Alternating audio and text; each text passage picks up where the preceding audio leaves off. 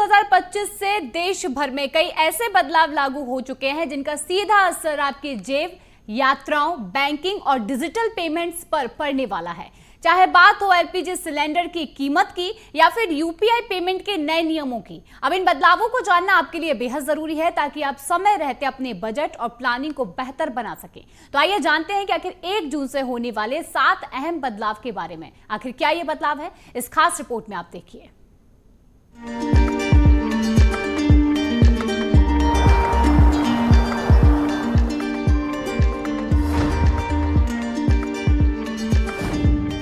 एक जून से commercial LPG cylinder के दामों में राहत दी गई है। ऑयल मार्केटिंग कंपनियों ने 19 किलो वाले सिलेंडर की कीमत में 24 रुपए की कटौती की है। अब दिल्ली में ये सिलेंडर 1723 रुपए में मिलेगा, जबकि पहले ये 1747 रुपए में बिक रहा था। मध्य प्रदेश और छत्तीसगढ़ में भी इसी तरह कीमतें घटी है। हालांकि घरेलू इस्तेमाल वाले 14.2 किलो के सिलेंडर के दाम में कोई बदलाव नहीं हुआ है। यह राहत खास तौर पर होटल, ढाबा और अन्य व्यावसायिक उपयोगकर्ताओं के लिए अहम मानी जा रही है। हवाई यात्रियों के लिए एक अच्छी खबर है। 1 जून से एयर टरबाइन फ्यूल यानी एटीएफ की कीमतों में कटौती की गई है। दिल्ली में अब एटीएफ की कीमत घटकर 83,072 रुपए प्रति किलोलीटर हो गई है। पिछले महीने के मुकाबले यह करीब 2400 रुपए सस्ती हुई है। मध्य प्रदेश और छत्तीसगढ़ में भी एटीएफ के दाम घटे हैं। विशेषज्ञों का मानना है कि ईंधन की लागत घटने से आने वाले समय में हवाई टिकटों के दामों में भी गिरावट देखी जा सकती है।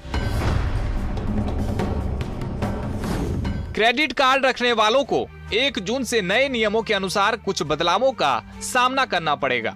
बैंकों ने रिवॉर्ड पॉइंट्स पर सीमाएं तय कर दी है। इसके अलावा अगर आपका ऑटो डेबिट फेल हो जाता है तो अब कम पेनल्टी लगेगी, जो उपभोक्ताओं के लिए एक राहत की खबर है।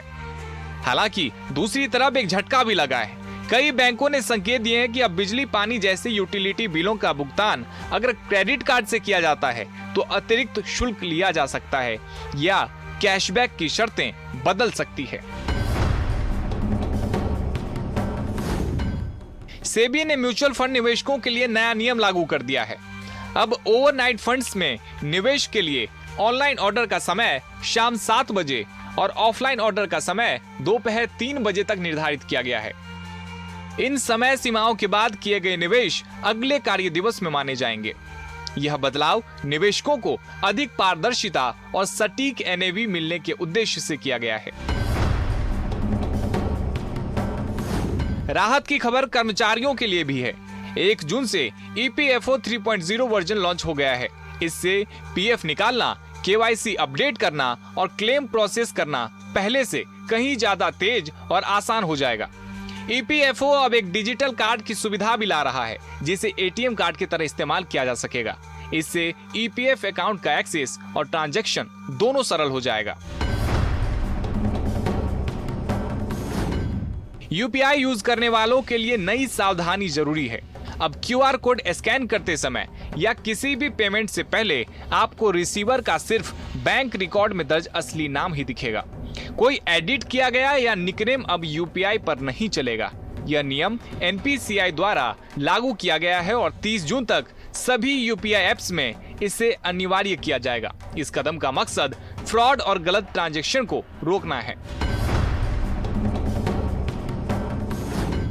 अगर आप महीने में कई बार एटीएम से कैश निकालते हैं तो अब आपको सतर्क हो जाना चाहिए। बैंकों ने संकेत दिए हैं कि फ्री ट्रांजैक्शन की लिमिट के बाद लगने वाले चार्ज में इजाफा किया जा सकता है। फिलहाल ज्यादातर बैंकों में महीने में 3 से 5 फ्री ट्रांजैक्शन की सुविधा मिलती है।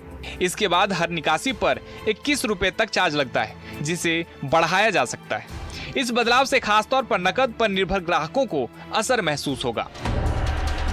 तो ये वो बदलाव हैं जो कहीं न कहीं आपकी रोजमर्रा की जिंदगी को प्रभावित करेंगे।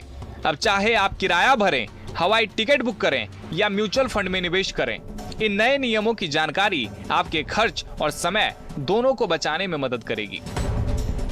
Bureau report, BSTV।